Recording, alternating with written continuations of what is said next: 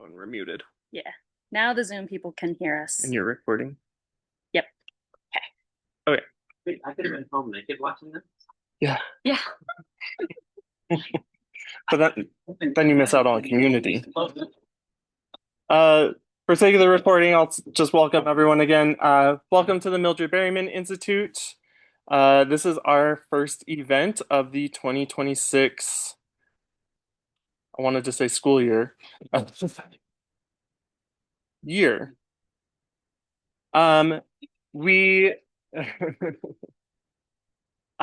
it's really great to see a lot of new faces coming. Really great turnout for our first event. We recently updated the name of our organization to include Two-Spirit Identity. The Mildred Berryman Institute for LGBTIQ2S plus Utah History promotes public education and general knowledge of queer Utah history, culture, and arts in all their diversity by fostering a collegial atmosphere among researchers.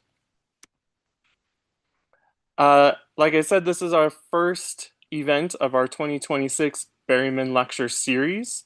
The Berryman Lecture Series educates the community on LGBTIQ2S plus Utah history, preserves local narratives, and fosters inclusivity and connection. The lecture series amplifies underrepresented voices and builds a foundation for ongoing community engagement in public history. We're very thankful for Signature Books, legacy business in the state, for hosting us. We're able to use this space for free. It's a really great academic, nerdy space with all of these books. And Signature Books does have a table over here. After the event, you can look at some of Signature's really great new titles. I work part-time for Signature. So I did try to pull some of the exciting queer topics, feminist topics that you might be interested in. Mm. Um, the Mildred, oh, Megan.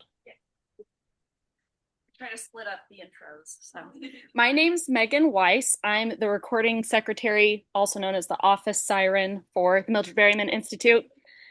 So Mildred Berryman Institute, we are committed to making this as free and accessible as possible to everyone from a wide range of backgrounds. So all our events are non-ticketed.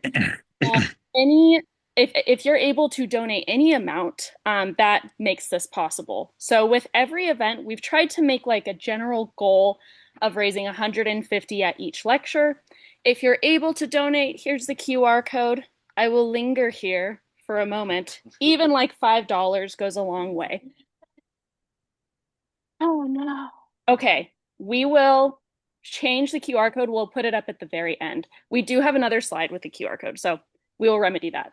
But it will be up by the end. Thank you so much again for being here, for supporting us, and for scanning the QR code. That's awesome. So some upcoming events in the future on Thursday, the 19th of February, in this same space. We will have a history of Queer Nation Utah from Connell O'Donovan. That'll be That'll be a really cool lecture. Really excited for that. And that will also be recorded and put on YouTube. So if you miss it, don't stress. You can watch it at home. And then Wednesday, the 18th of March, we are super lucky to work with the Utah Film Center to help sponsor this showing of Salome. There's definitely a queer Utah history connection here. Famously, Natasha Rambova, Egyptologist, bisexual icon. She was, Connell, you have to help me out here. She dated the director. She was the woman depicted as Alla Nazimova. She was her lover. Yes. Alla brought the film into life, and Natasha from Salt Lake was the costume designer and the set designer. So come see the film. It's going to be on the big screen. You'll get to learn more about the history from Connell, and it's also free. Connell, do you want to come on up and introduce yourself? Sure. I am your fabulosity, Connell O'Donovan, and I get to tell you all the fun rules and expectations. So the bathroom is to the back down that hall down there. It's a single bathroom and it's all gendered. So a reminder, this is Signature's space, so please be respectful. And remember to silence all phones and other devices. In fact, let me do that now. Oh, come on. Um, please save your questions and comments for the end. And online participants can participate in the Q&A at the end by raising their hand or typing their comment or question into the chat box. This is a space of community and learning. Please respect all viewpoints and levels of understanding. And most importantly, have fun, okay? We're so glad you're here. This makes my heart so full with excitement and appreciation that we have so many queer history nerds here. Just like me. Oh my God, I found my people. um, I usually do a show and tell from my own archive and library. So these are two books that I recommend on the topic of Two-Spirit and Indigiqueer Native Americans. The first is The Zuni Man Woman. This woman's name is Wiwa, assigned male at birth. She lived on the Zuni reservation in New Mexico in the 1800s. Full-length biography on her. Amazing. And then the other one is Sabine Lang's Men as Women, Women as Men, uh, Changing Gender in Native American Cultures. I just finished this, well, about 6 months ago. Phenomenal and exhaustive across all Native American cultures, North American. And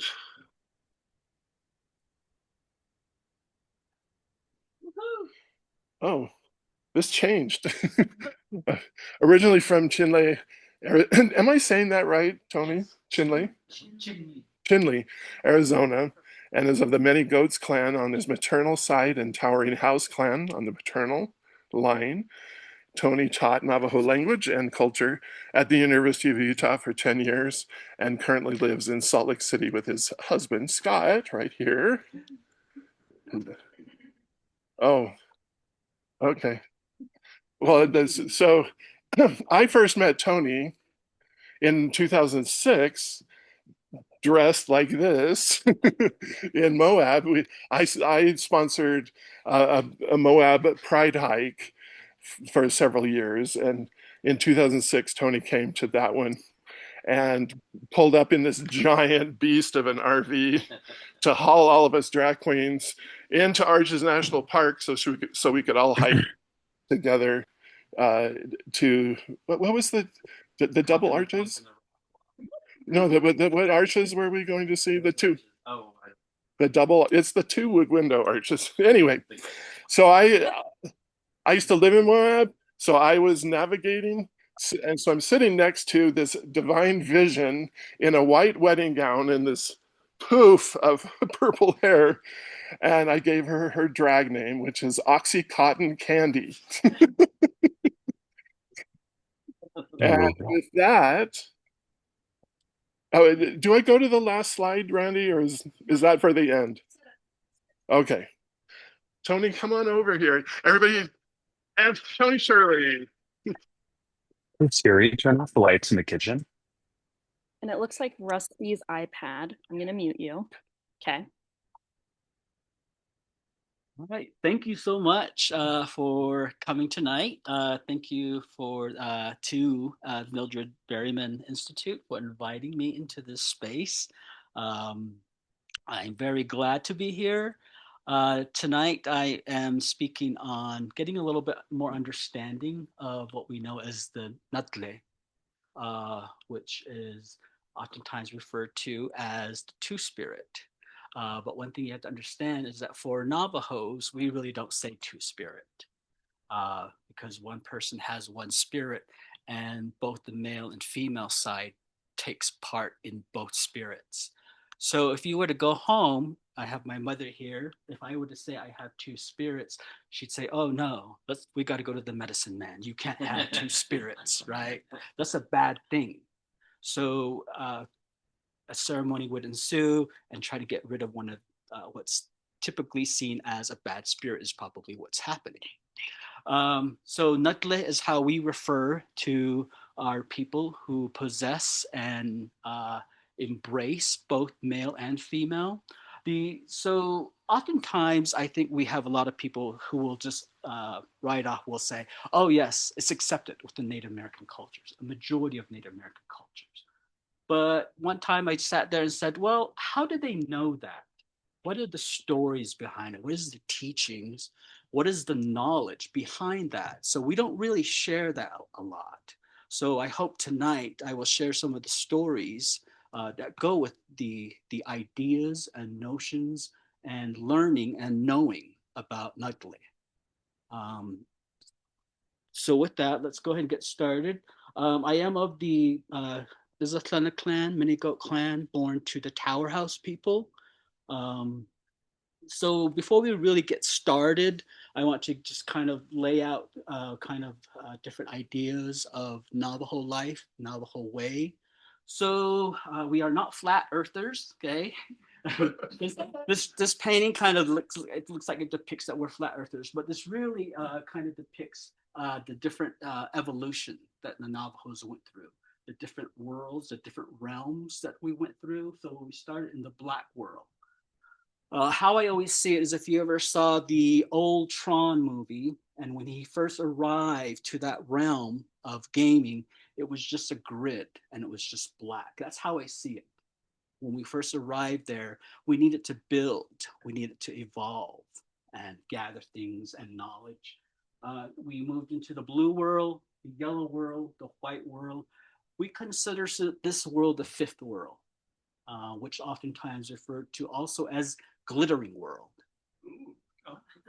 So this painting also depicts the rainbow that protects us, the four sacred mountains around us, the four different vegetations that were provided to us from the beginning, the sun and the moon, Johanae and Kahanae, is what this drawing is depicting here. So with all of that, protection is the utmost importance for a lot of Navajos. Everything we do, when we wake up in the morning to pray, we lay down at night to pray, that's what we ask for, is protection. So just to get a sense of where I'm from, right in here is a place called Chinle, Arizona, kind of right in the center of the reservation. We have four sacred mountains that surround us. So we have in the east, we have Cisnajin Blanca Peak, which is just southwest of Pueblo, Colorado. To the south, we have Tzotzik, which is Mount Taylor, right at Grants, New Mexico. We have Dolco-Oslid, which is San Francisco Peak in Flagstaff, Arizona. And then the Bensa, which is the, there's color coordinations with this too. So you have white, blue, and yellow, and black. We're going to come back to this black mountain to the north when I'm going through the stories. So we'll come back to that. So you can see that we actually coexisted with Hopis, Apache, Zuni, Southern Ute. So our reservation right now, there's none in Colorado. We have a little bit in Utah, in this region here, and roughly in this area is our reservation. So you can see that some of the land that we used to live on, when we were relocated to the reservation, that brought us to this region here, and we had to leave a lot of those sacred sites. In fact, our emergence, when I want to speak about in the few here, our emergence is somewhat in this area, very close, not too far from Shiprock, Arizona. Shiprock, New Mexico. So this is kind of a good time to be invited in to speak on this, because Navajos, our seasons are really just divided up into winter and summer, Shi and He. You have words for spring and fall, but those really just describe and suggest and say almost winter, almost fall. So it's really just winter and summer. And our ceremonies are divided in that way. You can't conduct winter ceremonies in the summer, and you cannot conduct summer ceremonies in the winter time. So winter time is when we are allowed and able to tell these stories. So the bear, she brought that forth to the people, and to make sure that we knew that that needed to take place, that we cannot tell these stories until winter time. So in her own right, she has stories on her own of why that was. So I'm not going to get into that because that's a whole nother presentation on its own. Um, so the bear constellation appears in the summertime. That when it starts to appear down on Navajo land, that's when we are told that we need to start planting. When it's fully risen is usually the middle of summer. When it begins to lower and go down, they say, oh, winter's coming. The bear is going to hibernate. We are not going to see the bear any longer. Okay. So the bear is very significant. Oftentimes you see a lot of jewelry that has a bear on it. That's what it stands for.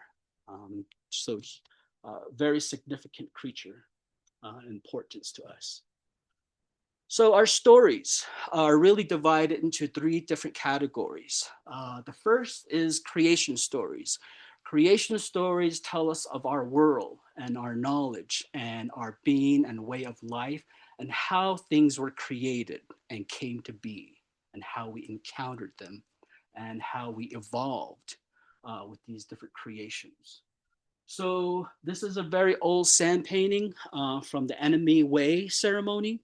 You can already see the depiction of the 4 different worlds.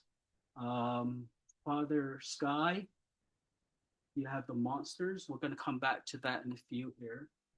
Then you have the star, which we're actually going to talk about here in a few in one of our stories. First man, first woman, and the emergence into this world, to this 5th world. But you can also see Coyote. And he is connected to all the different worlds, and there's a reason for that. Okay, and we'll get to that here in a few minutes.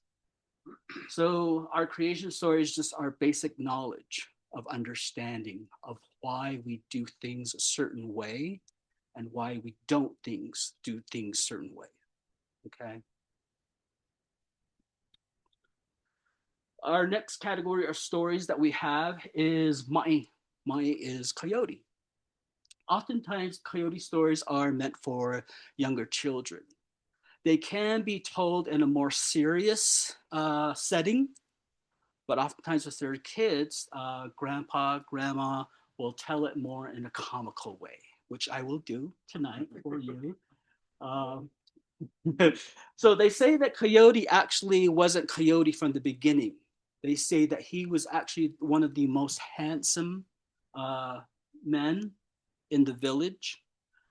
But they say that he began to get very curious about the worlds. And he began to think, wow, you know what? I could gain my own knowledge. I could go wander off. I'm going to wander these different worlds. I'm going to take it upon myself to gain knowledge and to create things. But they say that coyotes start to be a little bit more cunning. He starts to get mischievous. He starts to lie. And so with that, they say that the deities came down and instructed him and said, you can't do that. Don't do that to the animals. Don't do that to the people. It's not right. And so they warned him, and they said that Coyote continued on to lie to the people and be mischievous. And so they say that he started to transform. Soon he had paws, started to grow a tail, he got ears, and then he soon grew a snout. And he transitioned eventually into the coyote that we know today. Some of his characteristics to this day, if somebody is acting out, is mischievous, is lying, especially little kids or men, right? The woman will say, he's acting like coyote, right? And so sometimes when someone hears that, you're like, ooh, okay, well, I better settle down, right? So this painting actually depicts how Coyote contributed to the creation of the stars. So majority of the time, coyote is actually referred to as trickster. The first time somebody says, oh, Native Americans have coyote stories. Oh, yes, coyote's a trickster, right? That's how he's known by a lot of people. What people don't actually know is that he's actually a teacher, he's a creator, and he actually has power. So in a lot of ways, he's also actually a deity, okay? So here we see uh, coyote with a buckskin of stars. They say that the animals start to complain and say we lose our directions at night. We can't see when Johanae, the moon is not out. We can't see anything, so we need something. So they say that the deities presented themselves and they came down with a blanket of stars. And they presented it to first man and first woman. Some say a basket of stars, others say a buckskin of stars. One of the things you really have to understand is just with how large the Navajo reservation is and how there's a language barriers now. A lot of people don't know Navajo anymore. There's a lot of differences in a lot of Navajo, how Navajos tell our stories. But I never dispute anybody's version of their story. So I can only speak from my own knowledge and what my grandpa, my parents, and my grandma taught me. Okay. So they say that they presented the stars to first man and first woman, and they were instructed on how to carefully place each star in the night sky. So as they were doing this, they say that Coyote, which she always does, was not too far off, watching, listening. And he's sitting there. He's saying, ooh, what is going on over here? Ooh, wow. What is first man and first woman doing? Ooh, what is that? I'm going to go down there and see what they're doing. Because Coyote is always curious about a lot of things. He's kind of like Curious George, right? Always getting in trouble, but it's because of his curiosity. So they say that Coyote wandered down to first man and first woman and said, hey, first man, first, what are you doing here? What is this? Oh, they're really shiny. Oh, they're so pretty. And immediately first man approached Coyote and said, go, you need to leave. This is not for you. The funny thing is a lot of the Coyote stories, uh, the animals, the people, when Coyote first arrives, that's the first thing they always say to him, leave. You need to go because all you're going to do is disrupt the universe, right? So after he said that, he explained to Coyote that these stars were presented by the deities. This is something that we're doing diligently, very careful. We were instructed to create these different constellations for our people. And so he's like, oh, okay. I'll sit right. I won't bother you. I'll just sit right over here. Go ahead and do your stars.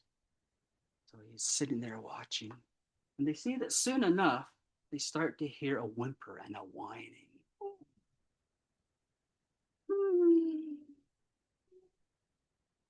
This coyote said, oh, these are so pretty. Enchanté, please. Can I just have just one star? Enchanté. It'll be my star. And he begged and pleaded. Finally, just so that he would stay quiet, they say that first man presented Coyote with the star. Gave him the star, and they say that he got so excited, probably even did a little dance, ran around. They said that he talked to his star and said, oh, you are the prettiest and the brightest star. Ooh, you are going to be Mai's jewel, Coyote's jewel. You're going to be my star. and it's going to have importance. I'm going to place you up in the sky. And so they say that he put in the southern region of the universe. And in addition to the bear constellation, Ma'i star is also an indicator of summer and spring. He said when it's up, it's going to be summer. When it goes away, it's going to be winter time. So with that, that is how he placed his star in the sky. And they thought he went away. And first man, the first one were continuing on to place the stars in the sky. And all of a sudden they started to hear whining again. Oh, you guys are taking too long. Oh, Shiyad, I got things to do. And they say that before first man or first woman could approach Coyote, they say that Coyote ran over and grabbed the blanket of stars and took off, started running. Everybody started running after him. And he said, you guys are taking too long. Why don't you just do this? And they say that Mai threw up the blanket and all the stars went their different directions. And so to this day, we only have a select few of actual constellations, and all the rest of the stars was created by Coyote. And so that's how Coyote contributed to the creation of the stars. So that is one example of a Mai story. The last segment of stories that we teach our people is Naglééh. Naglééh is oftentimes referred to as the hero twins, and they were heroes because they were warriors. There are different segments and different ways that they came to be. One way is they say we have a deity named Changing Woman, okay, Naglééh. So one version of the story goes that she gave birth to both the young males, and they are both actual twins of Changing Woman. Another version is Changing Woman gave birth to one son, and her sister gave birth to the other son. Her name is Naglééh, White Shell Woman. So with that, they gave birth to these two boys at the same time, and they grew up together, hung out together. And so some Navajos will tell you that they weren't really twins. They were just kind of like brothers. Okay. So long story short, the reason why they are warriors and adventurers and protectors is there was a time when we speak of giants. There were giants across the Navajo land that were killing our people. When I say giants, you have to understand that not only were they physical giants that they had to go kill and seek out, but some of these giants were also different illnesses. So sometimes when our people encounter different illnesses today, oftentimes they will say that, oh, those existed a long time ago. The Naglééh actually took care of that long time ago. But because we are losing our ceremony and we are losing our language, they are coming back. And there's no way that we can defeat them. So when I say giants, they're not actual physical giants. They can be illnesses and sicknesses that were taking our people. So with that, a lot of the different ceremonies that we have, especially protection ceremony, evil way ceremonies, come from the Naglééh stories. Because when they were growing up, coming of age, they kept asking, Mother, Mother, where did these giants come from? Why are they taking our people? What can we do? Mother, who is our father? We don't even know who our father is. So they say that Changing Woman reluctantly or willingly didn't want to tell their kids who their father was and where the giants came from.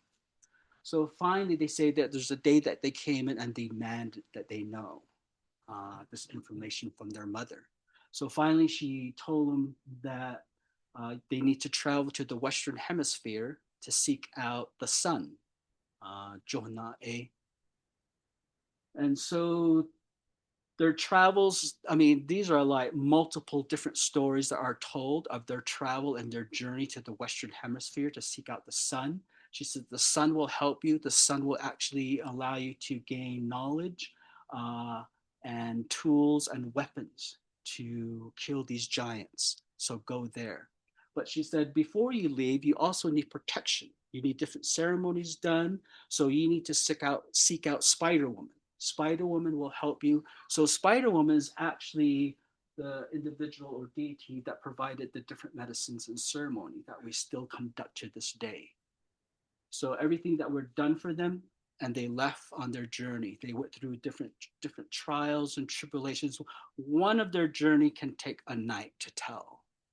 That's how a professor at the University of Wyoming once told me that it sounds very similar to the Iliad, because their journey actually took like years and years for them to come back. In fact, when they returned, they say that Changing Woman didn't even recognize them as her sons. They're like, who are you? That's how long it took for them to go out to the Western Hemisphere and return. So, long story short, they sought out the sun. They eventually learned that the sun was actually their father. And he did indeed provide them with different weapons.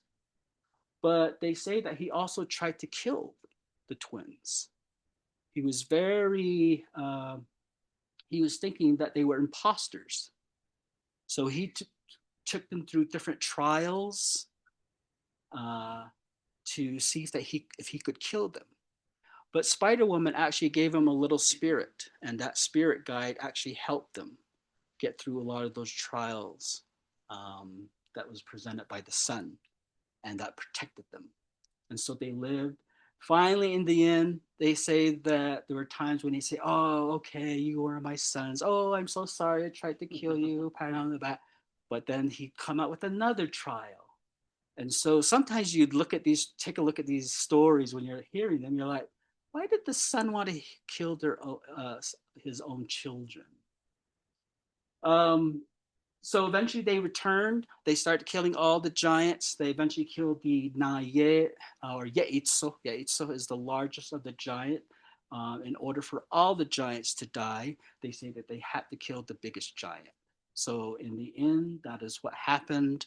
Um, what they eventually learned at the end of this story is that the son was crying at the end when the biggest giant was killed, because at that time they also learned that all these giants were his children.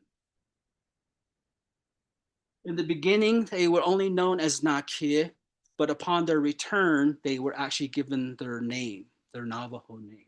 One of them was Nayet Nezran, which means the killer of giants. The other one was Tohbajishin, born to water. So this is where a lot of the different discrepancies happen between, did Changing Woman have both twins, or did her sister have the other son? Because there's one story where it's told that White Shell Woman, Changing Woman's sister, actually would lay out down by the river. She would lay out on the rocks and say, "Oh, this is so warm. Oh, the water felt so good. I'm going to dry myself off here." And they say that the sun would go by and he sent down sunbeams. And that's how he impregnated York. And so that's why I think there's a lot of different storylines of who actually had the twins or whose mother these twins were, right? So those are the three different categories of stories within Navajo storytelling. So now we come to Naglééh. And I'm going to get to two different stories here to kind of depict where we exist, where we belong in the Navajo universe and our way of life. So first and foremost is Naglééh. That's probably the overarching terminology for all LGBTQ people within the Navajo society. But the one word that oftentimes that never gets used is Delba. Dilba are women, um, genitalia, but live as men. Okay. Even some of our old names that you actually don't hear of anymore, um, Husba, Nanaba, Nazba. Those are names that were given to children, women, girls who were born early. They were given those names in hopes that they would become warriors, because it was very much a man thing in Navajo society that only the men hunt, only the men can go to war. So with this, certain Navajo people said, you know what, we need Danba in our home, in our clan family. So they would intentionally give those names to their girls so that one day they could be those warriors, those hunters. Um, so out of this is also what we consider the five genders that existed or from the beginning. Some Navajos will tell it where they say there was only four genders. I've only always known it to be five. So they say that Changing Woman is actually the one that gave birth to the twins, all the twins. So they say that the first set, of course, was the hero twins. They were boy and boy, male and male. They say that the second set of twins she had was male, female. The third set was female, female. The fourth set of twins were again female, male. And the last set, of course, was male, male, which were the Naglééh. Okay. So those are the five genders that we accept and know within Navajo society.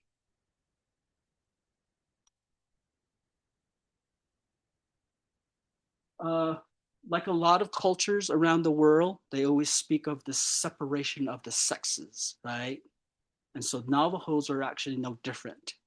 There was a time when the men complained, the women complained. They said, I can do it better. I can do it just as good as you can. We don't need you, right? And so they say that there was a great separation of the men and the women. And there was a river. And so the women actually crossed the river to reside on the other side. At this time, during the separation, they say that the men were smart. They say that they actually approach the fifth set of twins, the two males, and coaxed them and said, you know what? You were actually more male than female. So you guys should come with us. Okay. And so they went with them. And the women crossed over to reside separately from the men. And they say that in the beginning, everything was hunky dory. Everything was fine. The women were great. The men were great. But the two Naglééh, they say that they would go down to the river and they would always take themselves away from the village and they would go play down by the river. It is there where we learn that while they were playing down by the river, they would gather different reeds, rocks, sticks, wood, mud. They say that that is where we get a lot of our different Navajo tools that we still use today. So they made clay, they made different vases, pottery, different tools for hunting, tools for harvesting, planting. And so with that, and I think that's why the men decided, hey, you guys come with us, right?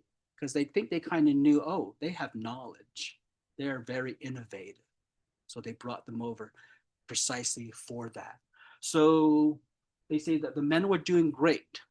They were planting, they were harvesting, everything was fine. They weren't getting hungry. They had tools for hunting. Um, and so soon enough, they say in the middle of the night, one of the men went out and they could hear crying. And the crying was coming from across the river from where the women were at. And said, oh, we're hungry. We don't have any food. All the food we have eaten, we don't have any tools. We can't plant, we can't harvest. And so they were crying. So they always point out that that was actually their weakness. However, there was a greater weakness of the men. They say that the men started to cry in the middle of the night as well, because their weakness was lust. Their weakness was sex. Their weakness was cuddling at night, right? Being with a woman, and that's what they, or a partner. And so that was their weakness. And so they say that they eventually decided, okay, we got to get back together. We all need to come back together so we can live in harmony, so our women aren't dying and we are not frustrated with ourselves. So they say that they actually constructed rafts, and they started sending across and started to bring all the women back to this side of the river. There was one woman and her daughter left to bring over. And they say that they put them on the raft. Halfway across the river, they say that the raft disappeared. And they noticed a whirlpool in the middle of the river. And so first man and first woman took one of the rafts and went to where the whirlpool was, and they looked down into the whirlpool, and there was a ladder. And first man and first woman went down into the ladder. And the way this story is told, we don't have enough time, but just the different ornaments, the different paintings, the depictions within this kiva, if you will, if you've ever seen a Hopi Pueblo kiva, that's how it's described. And there are these, it was adorned with many things all the way around, from the east, the south, west, and north. And when they were looking around, observing everything to the south side, they noticed the woman and the young girl that was taken by the whirlpool. And that's when they soon learned that they were actually in the realm, in the world of Tseholsoti, the water monster. When a Navajo travels anywhere and they know that they're going to cross body of water, oceans, rivers, lakes, they will sprinkle corn pollen as an offering before they cross that body of water. And this is why, with this story, because they approached the water monster and they said, you have taken this woman and her daughter. Why did you take her? And he said, you did not make an offering. You crossed so many times in this body of water without making an offering. And that's why I took them. So they say that, okay, we will give you some corn pollen. Is this okay? Will this do? Can we take the woman and her daughter home? And they say that Water Monster reluctantly allowed them to leave. So first man, first woman, the woman and her daughter got on the raft and made it back to the safe side and reunited with their family. They say that no more than 4 days, the river started to rise and it started to widen. And everybody was scratching their head and like, what's wrong? We made our corn pollen offering. What is going on here? So they said that the water started to rise and it started to flood. So along with the separation of the sexes, we also, like a lot of different cultures around the world, we had a great flood. So the waters kept rising from that river and it started to flood this world. And everybody started to panic. Long story short of this whole process, they planted a sacred seed and a tree grew, kind of like a Jack and the Beanstalk kind of story. It grew so tall and punctured a hole in the sky. And that's where the emergence takes place, into this glittering world. So they came up And they came to this world. They say that the water ceased to rise, and there was just a pool of water in this world. But soon enough, no more than 4 days later, the water started to come out again, and everybody started to panic. So they had to have a meeting among all the people and the animals and try to decide what to do. What is going on here? But when everybody gathered, before the meeting could start, they say that first man actually saw Coyote standing not too far off and said, Coyote never comes into the village. What is he doing here? And why is he wearing a huge blanket around him? It's the middle of summer, right? So they say that first man went on over there to confront Coyote and say, what are you doing here? And before Coyote could answer, they say that first man grabbed Coyote's blanket and he pulled it off of him. And out of that blanket came the water monster baby. So when they were describing that kiva, they say that they actually saw two water monster babies sitting in the north side of that kiva. So what they didn't know when they went down into the whirlpool, into the kiva, is that Coyote snuck down there with them, right behind them, and that he took opportunity to steal one of the water monster's babies and bring it up into this world, into the glittering world. And so Water Monster was angry because of that. So soon after, the Navajos actually gathered and took the Water Monster's baby back into the pool, presented it back to Tehotzoti, and they say that the water ceased to rise and it kind of calmed down. Not more than 4 days later, they say that the waters started to bubble up again. And first man and first woman approached the pool of water and said, hey, Tehotzoti, water monster, what is going on? We gave you your baby back. And he said, that is not enough. You need to make a great offering to me. You need to make some kind of sacrifice and an offering to me to make things right.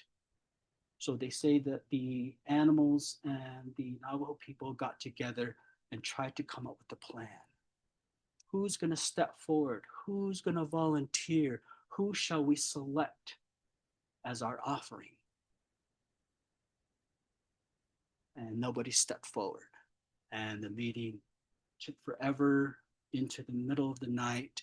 Finally, first man said, you know, we all need to rest. We all need to sleep. Let's sleep on it. By morning, we will make a selection and select somebody to present to the water monster and sacrifice them. The next morning, they say that a young boy from the village wandered to the pool of water out of curiosity. They say that he looked down into the pool of water and he quickly ran back to the village and said, hey, everybody, the water started rising up. It's not rising up any longer. But I saw something in the water. And everybody said, what is it? What did you see? And he said that one of the, sorry if I'm getting a little emotion here. He said, I saw one of the Naglééh people. In the middle of the night, one of the Naglééh people had offered themselves willingly to save the Navajo people so that they wouldn't drown. They say that they looked into the pool of water and the young kid described how he was adorned. He had put all of his rings from his pinky fingers to his middle fingers onto his thumb and his pointer finger. He had undone his hair and brushed it down, free-flowing, and he switched his moccasin from left to right and right to left. To this day, that is how they bury our Navajo people. And so the end of the story really tells the different innovations the Naglééh provided to our people, as well as the sacrifice that was made for our people so that we could live and continue on in this glittering world.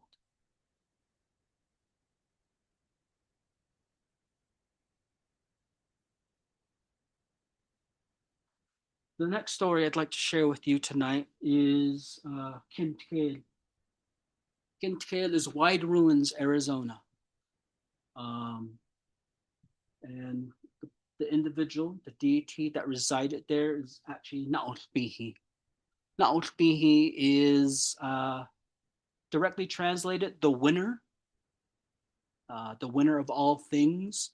But oftentimes Navajos will actually describe him as the gambler because that is actually where he was winning a lot of things by gambling.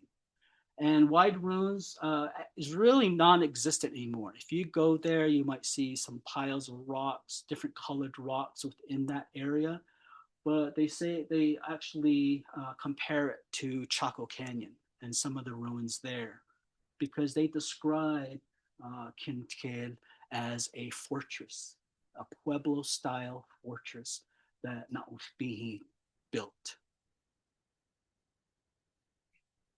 So with him residing there, he would play these different games against the animals, against the Navajo people. They say that in the beginning, he would wager very small amounts. And he started to get greedy. So Naglééh began to set the wage much higher, bigger stakes.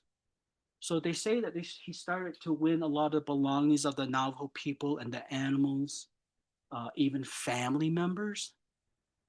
He started to win and allow them to reside and place within his fortress.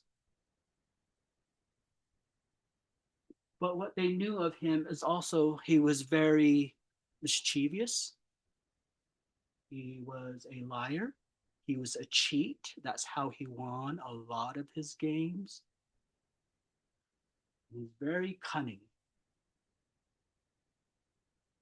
And so finally, the animals and the people had enough and said, we need our belongings. He took our family members. I can't hunt. I can't farm anymore because he took all of our tools. I have nothing. We've lost everything.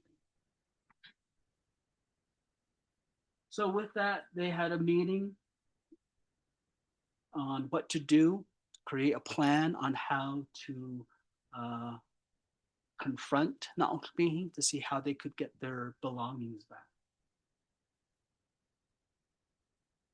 So they say that first man stood there and thought and thought. And out loud he said, we need somebody to go up against Naglééh. Somebody who is just like him. Somebody who cheats, somebody who lies, somebody who is cunning, somebody who's mischievous. What do you think they thought of? Coyote. Yes. Said, aha, that is our guy. Coyote is the one to beat him at his own game. So they sent out all the animals, said, you need to go find Coyote. Bring Coyote back. So all the animals went to different directions. They find Coyote and said, Coyote, hey, we need you. We need you at our meeting. First man, first woman is calling you there. We need help. And they say that Coyote at first didn't want to come. He said, oh, you guys just always make fun of me. That's what you call me, the unknowing creature, right? The not smart one. That's what you all call me. You all ignore me. You don't invite me to things. Why should I come? Why should I help you? What do you want anyways? That, well, first man and first woman is going to instruct you on that. So it's like, you're invited. You should come tomorrow. So they say that everybody reconvened the next day and they waited and waited and waited.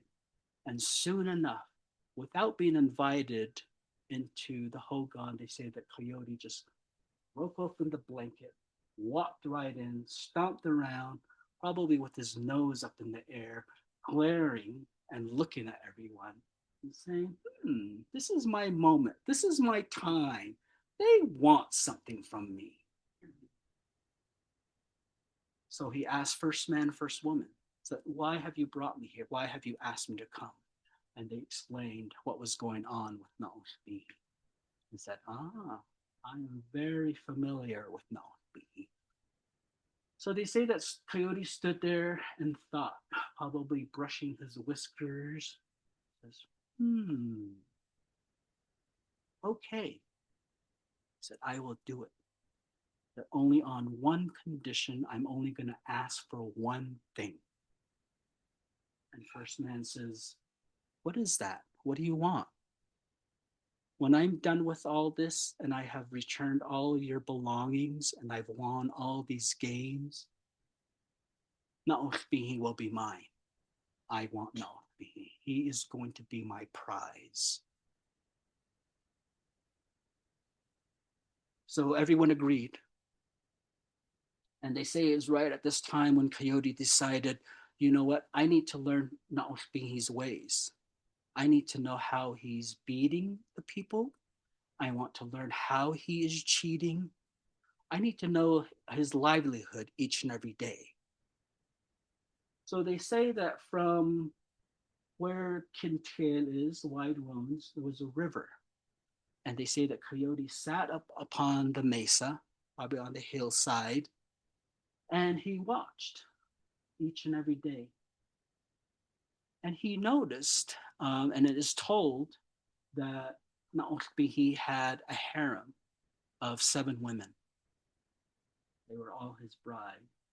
And Coyote, that's one of the first things he noticed, is that they all, right at noontime, took all their baskets and all their pottery down by the river to gather water and seeds and fruit and vegetables.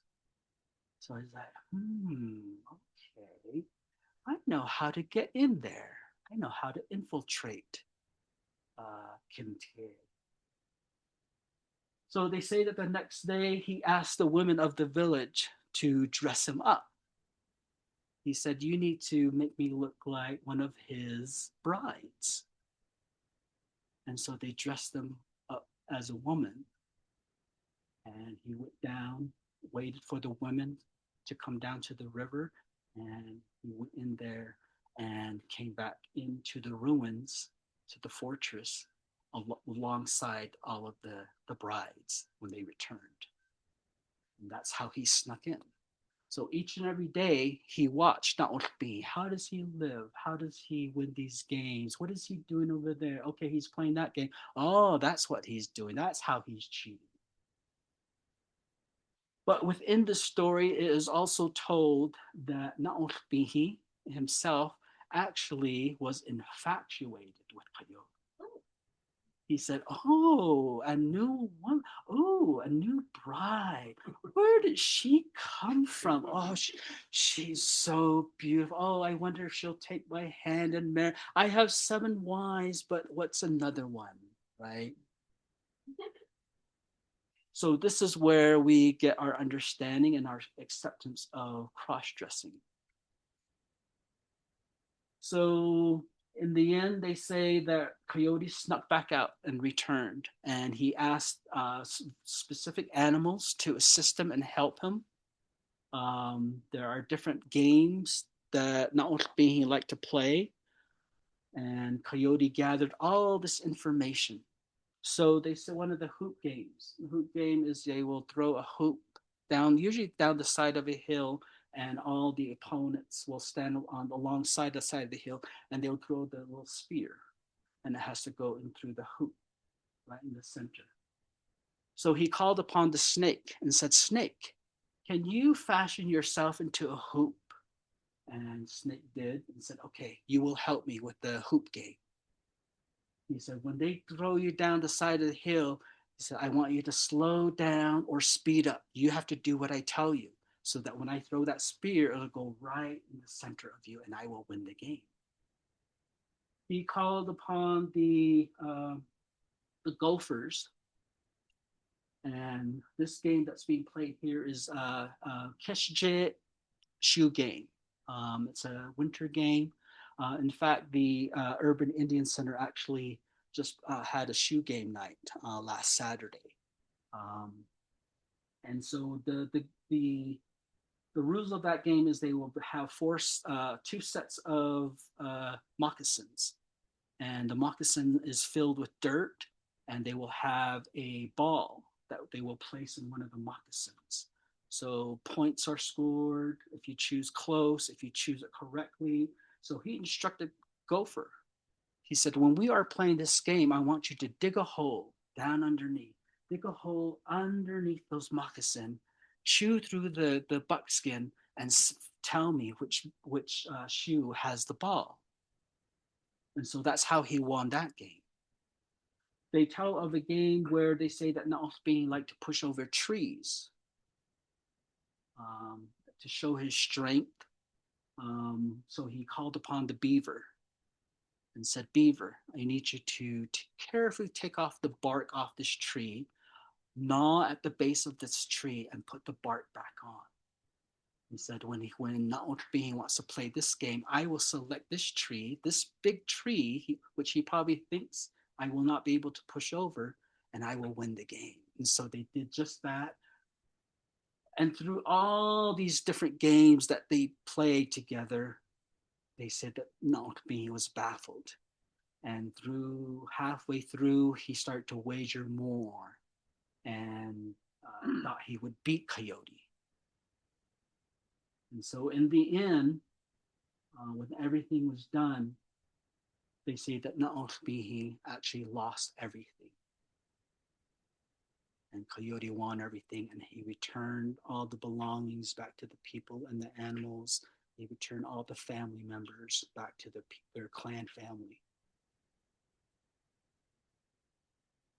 And the Coyote walked over and he grabbed a bow and he said, you are mine. You are my prize. And so they say that he took Naothbin and he fashioned him into an arrow. And he aimed it up into the sky and said, you are become a star and you are going to remain there. But they say that before Coyote released the arrow, they say that Naothbin said one last thing. He said, someday I'm going to return. Someday I will be back and I'm going to take all your belongings, all your money, all your jewelry, all your family members. It took 2 decades for the Navajo tribe to introduce casinos and gaming because of this, because our elders saw that casinos is actually another form of Naothbin. And some of our people back home, it is. They don't realize that, they've used their entire check for the month going to the casino. They sold things, they pawned things to go to the casino. And that's what our elders were trying to avoid. And that's the way Naothbin has actually returned to the reservation. And so they say that Coyote released it, and Naothbin went up into the sky and became a star. So there are actually many more stories. But we only have one night. But I hope these 2 different stories kind of gave you a broader sense of where we get our knowledge and ideas of the Naglééh and the Delba and why we accept them. Oftentimes people will always say revered. It's not really revered. It's just that we have the capacity, the knowledge, and the power to bring both male and female together and live with that and be strong in both spirits. So with this, definitely take with you that we are healers, we are storytellers, we are artists, we are innovators, creators, crafters. We do live in a matriarchal society among the Navajo, and in a lot of ways, the Naglééh and the Delba are the matriarchs of our communities. Definitely it has changed, just because of the outside world, politics, religion, that is really changing our ideas and our teaching and our knowledge of the Naglééh. But we do what we can. So I hope that you will take this with you, whoever you decide to share it with, or if you want to just keep it for yourself. Um, I'm happy to give this to you tonight. So thank you very much for coming tonight.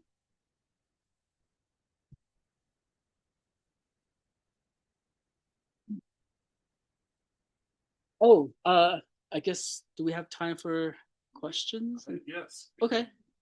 All right. Yeah.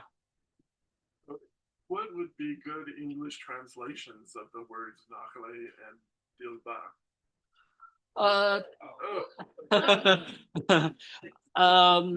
Naglééh really just directly translates as interchanging or changing. And when I speak of being able to possess both spirits at the same time and letting it flow within you in your everyday life, decisions you make, the prayers you make, how you approach people, how you live your life. I think that's why it ultimately came to that where we were seen as interchanging. So, yeah. And Dilba? Dilba is really, really in the end, because they are warriors and protectors and hunters, is really possessing the strength. I forget what show I was watching, and there was a fight at a gay club, and somebody yelling, "We need more lesbians up here!" Right? And I just thought, oh wow, that's good. They're the protectors, right? They are strong.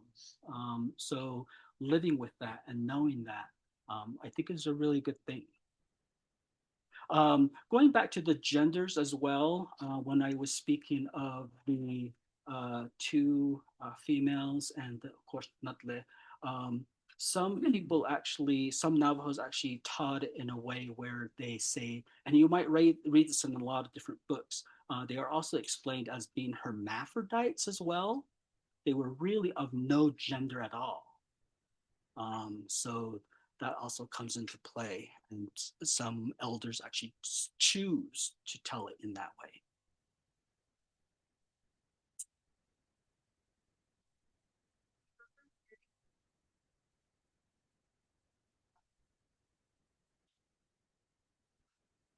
Winter stories, and a lot of these stories actually are told during the winter time by grandparents, parents.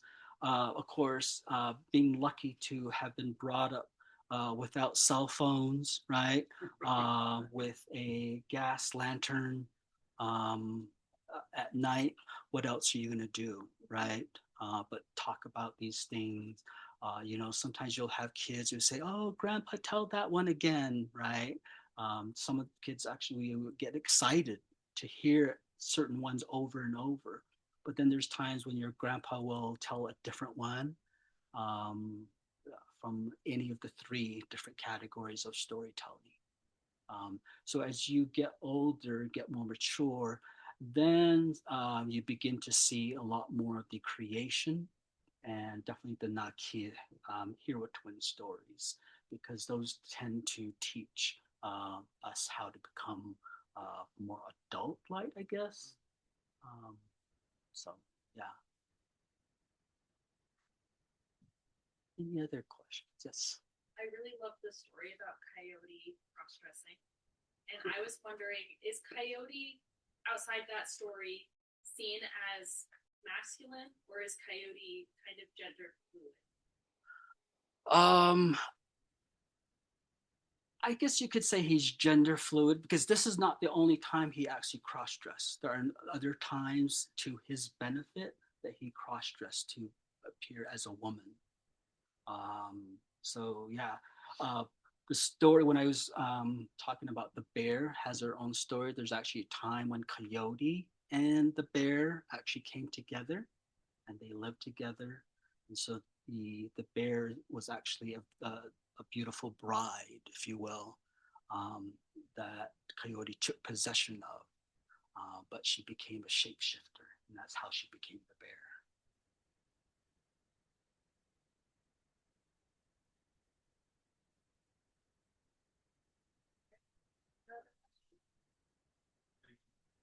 All right.